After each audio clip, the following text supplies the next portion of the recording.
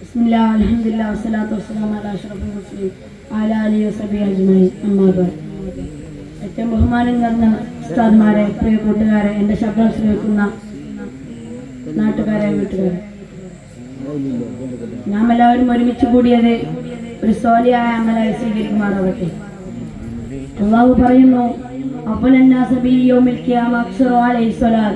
നിശ്ചയമായിട്ടും എന്നിൽ ഏറ്റവും ബന്ധമുള്ളവരെന്ന് പറയുന്നത് എൻ്റെ മേൽ കൂടുതൽ സലാത്ത് ചൊല്ലിയവരാണ്. സല്ലല്ലാഹു അലൈഹി വസല്ലം തങ്ങളുടെ പേര് കേട്ടിട്ടും പോലും സലാത്ത് ചൊല്ലാത്തവർ ലോകത്തിലെ ഏറ്റവും വലിയ പിശുക്കനാണെന്ന് ഹദീസിൽ വന്നിട്ടുണ്ട്. സലാത്ത് ചൊല്ലുക എന്ന് പറയുന്നത് പ്രശ്നങ്ങളുടെ പരിഹാരമാണ്, രോഗങ്ങളുടെ ശമനമാണ്. അതുകൊണ്ട് നാം എല്ലാവരും ധാരാളം സലാത്തും സലാമും ചൊല്ലണം. അല്ലാഹു പറയുന്നു, ഞാനും മലക്കുകളും സല്ലല്ലാഹു അലൈഹി വസല്ലം തങ്ങളുടെ പേരിൽ സലാത്ത് ചൊല്ലുന്നു. അതുകൊണ്ട് മുഅ്മിനീങ്ങളെ, നിങ്ങളും സലാത്തും സലാമും ചൊല്ലുക. അത് ഏത് പദം കൊണ്ട് ചൊല്ലിയാലും അതിൻ്റെ പുണ്യവും സുന്നത്തും ലഭിക്കുന്നതാണ്. സലാത്തിന് ധാരാളം മഹത്വങ്ങളേറെയുണ്ട്. ചിലത് പറയാം. ഉഹുദ് പർവ്വം പോലെയുള്ള പ്രതിഫലം നൽകും, ഹൃദയശുദ്ധി ലഭിക്കും, 10 പാപങ്ങൾ പൊറുക്കപ്പെടും. ഇങ്ങനെ തുടങ്ങി ഒട്ടനവധി മഹത്വങ്ങളാണ് സലാത്തിനുള്ളത്. ജാബിർ ബിൻ അബ്ദുല്ലാഹി റളിയല്ലാഹു അൻഹു നിന്നൊരു നിവേദനം കാണാം. മദീനയിൽ ഒരു ധാരാളം സലാത്ത് ചെല്ലുന്ന ഒരു സ്വഹാബി ഉണ്ടായിരുന്നു. ആ സ്വഹാബിയുടെ പണി എന്ന് പറയുന്നത് മലമുകളിൽ ചെന്ന് വിറക് വെട്ടി ശേഖരിച്ച് അങ്ങാടിയിൽ കൊണ്ടുവന്ന് വിൽക്കലായിരുന്നു. അതുകൊണ്ട് തന്നെ ജൂതന്മാർക്ക് അദ്ദേഹത്തിന് കഠിനമായ വെറുപ്പുണ്ടായിരുന്നു. ഇങ്ങനെ ഒരിക്കൽ 20 ജൂതന്മാരടങ്ങുന്ന ഒരു സംഘം ആ സ്വഹാബി വിറക് വെട്ടുന്ന മലയിൽ പോയി അഭയപ്പെടുത്തുകയാണ്. എന്നിട്ട് സ്വഹാബിയോട് ചോദിച്ചു, നിങ്ങൾ ആ സ്വലാത്ത് വർദ്ധിപ്പിക്കുന്ന ആളാണല്ലേ? അപ്പോൾ സ്വഹാബി പറഞ്ഞു, അതെ, ഞാൻ ആ സ്വലാത്ത് വർദ്ധിപ്പിക്കുന്ന ആളാണ്.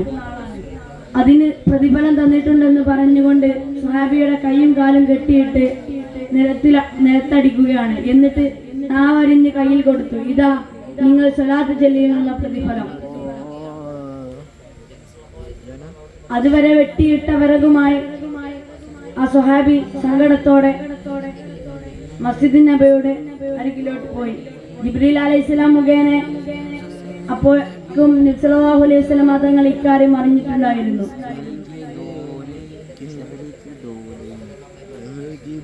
നബി സല്ലല്ലാഹു അലൈഹി വസല്ലം തങ്ങൾ മുറിഞ്ഞ നാവെടുത്ത് യഥാസ്ഥാനത്ത് വെച്ചു.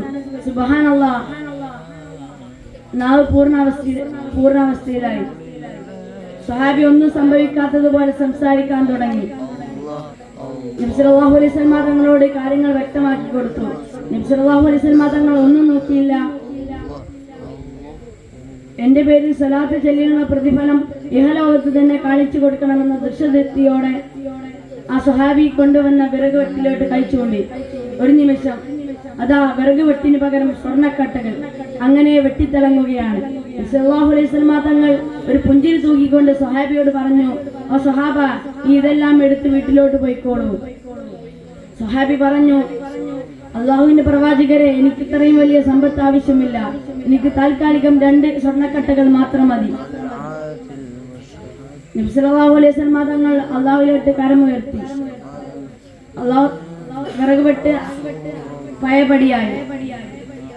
2 സ്വർണ്ണക്കട്ടകളുമായി സ്വഹാബി സന്തോഷത്തോട് വീട്ടിലോട്ട് മടങ്ങി. സ്വഹാബിയുടെ അനുഭവങ്ങൾ നേരിട്ടറിഞ്ഞ് ആ 20 ജൂതന്മാരും ഇസ്ലാം മതം എന്ന സുന്ദര മതം സ്വീകരിക്കുകയാണ്. ഇതുകൊണ്ട് നാം മനസ്സിലാക്കേണ്ടത്, നബി സല്ലല്ലാഹു അലൈഹി വസല്ലം തങ്ങളെ സ്നേഹിച്ചാലും സ്വലാത്ത് ചൊല്ലിയാലും പരലോകത്ത് മാത്രമല്ല അഹിർലോകത്ത് തന്നെ ഐശ്വര്യമുണ്ടാകും.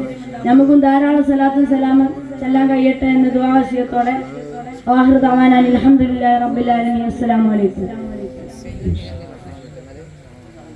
അറിവാകുന്നു യൂസോൺ വിഭാഗം poem writing. Third prize goes to code letter B Sahad Shaimi Perumpilavu team Al Qassam 9 point A grade. Second place goes to code letter F Kabir AM Nagar team Al Qassam 11 point A grade, and the first place goes to code letter I Hisham Puran team Al Fayyal 15 points A plus grade.